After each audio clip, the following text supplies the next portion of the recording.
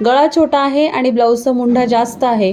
So अशा वेळेस cutting कसं करावं हेच मी आजच्या व्हिडिओमध्ये तुम्हाला सांगितलेलं आहे. त्यासाठी व्हिडिओ नक्की शेवटपर्यंत पहा, तरच तुम्हाला काही गोष्टी क्लिअर होतील. स्किप न करता जर व्हिडिओ पाहिला तरच काही गोष्टी समजतील, त्यामुळे व्हिडिओ स्किप न करता पहा. चला मग जास्त वेळ न घालवता व्हिडिओला सुरुवात करूया.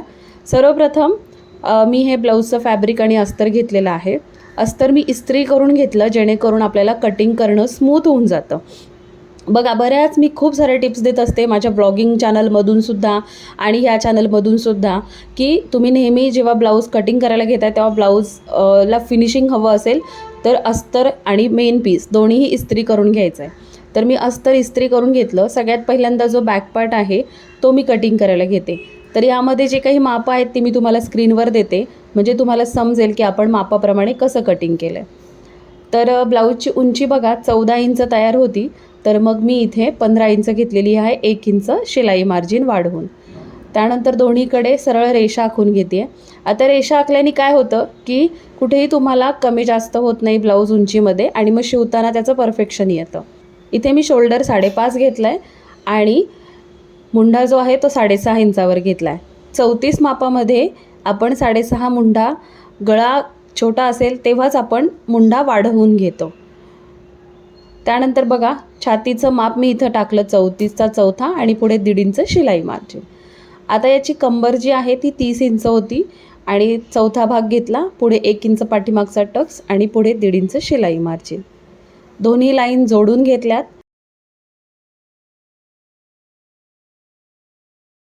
आता जेवढं शोल्डर घेतलं होतं तेवढंच मी छातीच्या लाईनवरती मार्क केलं, जेणेकरून आपला मुंढा जो आहे तो सरळ व्यवस्थित रेषेत कट होईल. पाठीमागच्या भागाला 1 इंचावर आकार द्यायचा क्रॉसमध्ये आणि मुंढ्याला अशा पद्धतीने मी आकार देऊन घेतला आहे. आता हा कर्व तुमचा स्मूथ आणि व्यवस्थित यायला हवा. मुंढा मोजून घेतला, तर हा मुंढा जो आहे तो 8 इंच भरलेला आहे. गळा मार्क करायचा आहे, तर गळारुंदी मी इथे घेणार आहे 2.5 इंच आणि गळ्याची उंची 9 इंच, म्हणजे तयार होऊन हा गळा आपला 8.5 इंचाचा होईल. आणि बॉटमला सुद्धा मी 2.5 पावणे 3 इंच गळारुंदी घेणार आहे, कारण आपल्याला इथे जास्त पसरट गळा करायचा नाही आहे. टक्ससाठी आपण जेवढी कमरेचा चौथा आणि 1 इंच घेतलेला आहे त्याचा मध्य काढायचा आणि दोन्ही साईडला अर्धा इंच मार्जिन देऊन टक्स घ्यायचा. टक्सची उंची साधारणतः तयार 4.5 इंच यायला पाहिजे. सो हा बॅक पार्ट आपला ड्राफ्ट झालेला आहे. हा मी आता कटिंग करून घेते. कटिंग करताना आपण जे मार्किंग केलेलं असतं त्या मार्किंगवरतीच कटिंग करायचं. मार्किंगच्या बाहेर कधीही कटिंग करायचं नाही, जेणेकरून तुमची साईज वाढणार नाही. आता मार्क केलेला बॅक पार्ट मी कट केलेला आहे. आता आपण फ्रंट पार्ट कट करणार आहोत, आधी ड्राफ्ट करून घेणार आहोत. तर मी इथं पेपर घेतलेला आहे. लक्षात घ्या, प्रिन्सेस कट ब्लाऊज कधीही डायरेक्ट फॅब्रिकवरती मी सुद्धा कटिंग करत नाही, तुम्हीसुद्धा कटिंग करू नका. याच्या खूप साऱ्या टिप्स आहेत आपल्या पुढच्या सिरीजमध्ये, सगळ्या तुम्हाला समजणार आहेत. तुम्ही व्यवस्थित जर व्हिडिओ पाहाल स्किप न करता तर तुम्हाला खूप साऱ्या टिप्स बघायला मिळणार आहेत आणि खूप सारे ब्लाऊजचे कटिंगचे व्हिडिओसुद्धा येणार आहेत. आहे असा मी बॅक पार्ट मार्क करून घेतला आहे. गळारुंदी, छातीचं मार्किंग याला फक्त मी छोटे छोटे नॉचेस देऊन घेतलेत. पाठीमागच्या भागापेक्षा पुढच्या भागामध्ये 1 इंच उंची मी वाढवून घेतलेली आहे. आता आधी मी समोरचा गळा जो आहे तो ड्राफ्ट करते. तर समोरचा गळा 6.5 इंच आहे, तर मी 7 इंचावर मार्क केलं. आता हा ब्लाऊज त्यांनी मला दिलेला आहे. ह्या ब्लाऊज कटोरी शिवला मी. याचा ब्लॉगमध्ये तुम्हाला व्हिडिओ बघायला मिळेलच. हा ब्लाऊज ट्रायलला दिला होता त्यांनी. कटोरी ब्लाऊज इतका छान परफेक्ट बसला. मग त्यांनी सांगितलं की पुढचा आता मला प्रिन्सेस कट ट्राय करायचा आहे तुझ्याकडे, म्हणजे मग मी ठरवेल की मला कोणत्या प्रकारचा ब्लाऊज कम्फर्टेबल आहे आणि छान वाटेल. तर मी इथे चौकोन तयार केला आणि गळ्याला आकार देऊन घेतला. आता आपण प्रिन्सेसचा आकार देऊया. टक्स पॉईंट जो आहे तो मी बॉडीवरती मोजला होता, तर तो होता त्यांचा 10 इंच. तर मी इथे 10.5वर मार्क केलं आणि हा 3.5 इंचावर. कमरेच्या बाजूला 3 इंचावर मार्क केलं आणि आपल्याला 34साठी 2.5 इंचाचा टक्स घ्यायचा आहे. काही वेळेस 2 इंचाचा पण घ्यावा लागतो. आता समोरचा मुंढा ड्राफ्ट करू. त्यासाठी चौकोन तयार करून घेतला आणि अर्धा इंच आत येऊन मी क्रॉस लाईन आखून घेतली आणि पाठीमागच्या मुंड्यापासून आपल्याला अर्धा इंच आतमध्ये आकार देऊन घ्यायचा आहे. हा आकार तुम्ही व्यवस्थित देणं खूप गरजेचं आहे, नाहीतर मुंड्यामध्ये झोळ येऊ शकतो. आता हे मी टक्स जोडून घेते आहे आणि मुंड्याला एक आकार देऊन घेतला आणि अशा पद्धतीने प्रिन्सेसचा सुद्धा शेप दिला, जो पलीकडे आपण टक्स घेतला होता. आता प्रिन्सेसचा शेपसुद्धा परफेक्ट द्या, जेणेकरून पफ छान येईल. आता हा जो टक्स पॉईंटपासून कमरेपर्यंतचा जो लाईन आहे ती मी मोजली आणि समोरच्या टक्सला जो आपण आकार दिला आहे प्रिन्सेसचा त्याला मॅच केली. हे न केल्याने काय होतं, तुमच्या जो प्रिन्सेसचा आकार असतो किंवा जो पार्ट आपण दोन जोडतो ते खालीवर होतात आणि टक्स पॉईंटसुद्धा चुकतो. पहा, हे आपण साईड फिटिंगचा भाग एकदम करेक्ट येतो. आता कमरेचा चौथा, पुढे 2.5 इंचाचा टक्स आणि त्याच्या पुढे 1.5 इंच शिलाई मार्जिन, असं आपल्याला कमरेच्या भागामध्ये मार्क करायचं आहे. बघा 7.5, त्याच्या पुढे 2.5 इंचाचा टक्स आणि त्याच्या पुढे 1.5 इंच शिलाई मार्जिन. आता आर्महोलला आपण अर्धा इंचाचा टक्स घेणार आहोत, त्यामुळे आपण पुढे आर्महोलमध्ये अर्धा इंच मार्जिन वाढवणार आहोत. आता हे साईड पार्ट आपल्याला जोडून घ्यायचे आणि आता हाही झालेला आहे फ्रंट साईडचं आपलं ड्राफ्टिंग. आता आपण हा पार्ट कट करून घेणार आहोत. आता तुम्हाला पेपरवरती का ड्राफ्ट करायचं हे मी तुम्हाला सांगते. आता हे पार्ट मी व्यवस्थित पुढच्या मुंड्याचा आकार कवर करून हे कट करायचं. त्यानंतर हा साईडचा पार्टसुद्धा मी कट करून घेतला. तर पहा, समोरच्या मुंड्याला खूप सुंदर असा आकार येतो आणि जर तुम्ही ठेवून पाहिलं तर बरोबर पाठीमागच्या आणि पुढच्या मुंड्यामध्ये आपल्याला अर्धा इंच आकार हवा असतो, गॅप हवा असतो, तो इथे परफेक्ट आलेला आहे.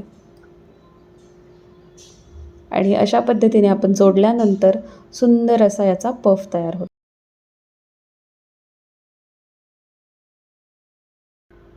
आता आपण फॅब्रिकवरती कटिंग करूयात. तर मी इथे अस्तर घेतलं आहे.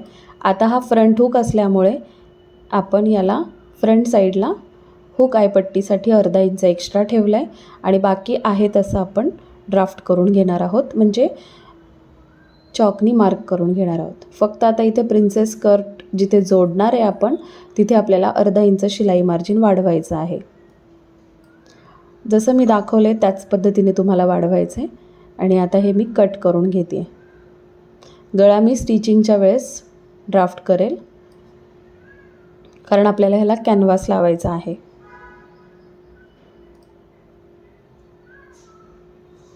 व्यवस्थित असं कटिंग करून घेतलं आणि बघा सेंटरपासून मधला जो पार्ट बंद बाजूवर घेतला होता तो मी कट केला.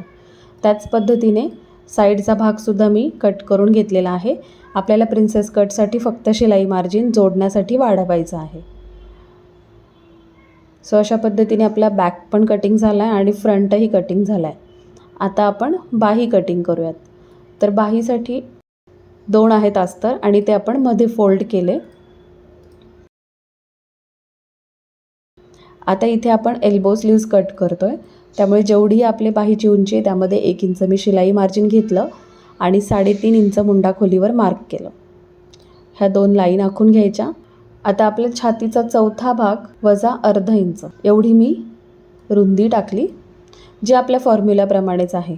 तुम्हाला जर का बाही कमी पडत असेल, छातीचा चौथा भाग एवढी रुंदी टाकली तरी चालेल. त्यानंतर बाहीची रुंदी जेवढी घेतली त्याच्या आतमध्ये 1.5 इंच शिलाई मार्जिन टाकायचं आणि क्रॉस शोल्डरला लाईन आखायची. आणि ही जी क्रॉस लाईन आहे त्याचा मध्य काढायचा आणि पाठीमागच्या आणि पुढच्या मुंड्याला आकार द्यायचा. आता हा आकार कशा पद्धतीने द्यायचा in detail video me already share केलेला आहे, तो ह्या व्हिडिओच्या खाली मी टॅग करते. आता कस्टमरने मला मापाला ब्लाऊज दिलं होतं आणि ते ब्लाऊज इतकं परफेक्ट बसलं होतं त्यांना, त्यामुळे मी ब्लाऊजचं फिटिंग जिथे केलं होतं तिथंच मी मार्किंग करून घेतलं व्यवस्थितरित्या आणि त्याच्या पुढे 1.5 इंच शिलाई मार्जिन घेतलं आणि अशा पद्धतीने आपली बाही ड्राफ्ट झालेली आहे. आता ही मी कटिंग करून घेते. अगोदर पाठीमागच्या मुंड्याला जो आकार दिला आहे तो कट करून घ्यायचा, 2 पार्ट ओपन करून घ्यायचे, मग समोरच्या मुंड्याला जो आपण आकार दिला आहे तो आपण कट करून घ्यायचा. तर अशा पद्धतीने पाठीमागे आणि पुढे असे दोन्ही आकार आपण बाहीचे कट करून घेतलेले आहेत. ओपन करून व्यवस्थित शेप आला आहे का तो सुद्धा चेक करायचा. कुठे काणे कोपरे निघाले असतील तर ते सुद्धा कट करून घ्यायचे. तुमच्या ब्लाऊजला जर तुम्हाला परफेक्ट फिटिंग आणि फिनिशिंग हवं असेल तर खूप अनुभव लागतो आणि तो अनुभव तुम्ही जोपर्यंत प्रॅक्टिस करत नाही तोपर्यंत तो येत नाही. सो अशा पद्धतीने आपलं अस्तरचं कटिंग झालेलं आहे. बॅक पार्ट, फ्रंट पार्ट आणि स्लीव्स. आता आपण मेन फॅब्रिक मी इथे घेतलेला आहे आणि त्यावरती स्लीव्स जे आहे ते बरोबर डबल फोल्ड करून घ्यायचं फॅब्रिक. या साईडला स्लीव्स ठेवून मी कट केल्या एक साईडच्या काठाला आणि दुसऱ्या साईडच्या काठाला मी बॅक पार्ट ठेवून कट केला आणि बाकीचे पार्ट आपण जिथे हवे असेल तिथे घेऊ शकतो. आता ह्या केसमध्ये जर तुम्ही बॅक साईडला ओपन ठेवणार असाल तर बॅक साईडला शिलाई मार्जिन वाढवायचं आहे. आपण फ्रंट ओपन ठेवतो आहे त्यामुळे आपण फ्रंट साईडला शिलाई मार्जिन वाढवलं आहे.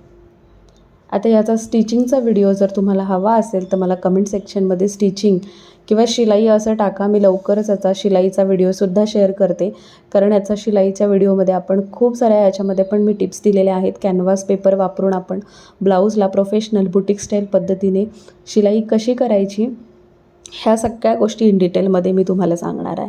सो नक्की कमेंट सेक्शनमध्ये कमेंट करा आणि आजचा व्हिडिओ कसा वाटला हे सुद्धा मला सांगा. आणि अशा पद्धतीचे इन डिटेलमध्ये कटिंग आणि स्टिचिंगचे व्हिडिओ तुम्हाला पाहायला आवडतील का हे सुद्धा मला सांगा नक्की. म्हणजे त्या पद्धतीने मी व्हिडिओची तयारी करेल आणि तुमच्याशी त्या पद्धतीचे व्हिडिओ शेअर करेल. चला मग आजचा व्हिडिओ आवडला असेल तर व्हिडिओला नक्की लाईक करा, इतरांसोबत शेअर करा आणि चॅनलवर नवीन असाल तर आपल्या चॅनलला सबस्क्राईब करा. म्हणजे इथून पुढचे येणारे आपले सगळे व्हिडिओ इन डिटेल तुम्हाला पाहायला मिळतील आणि तुम्ही नवीन काहीतरी शिकू शकताल आणि तुम्ही जे काही काम करत असाल त्याच्यामध्ये अजून परफेक्शन आणण्यासाठी तुम्हाला मदत होईल. भेटूया पुढच्या छानशा अशा नवीन व्हिडिओसोबत. Bye everyone.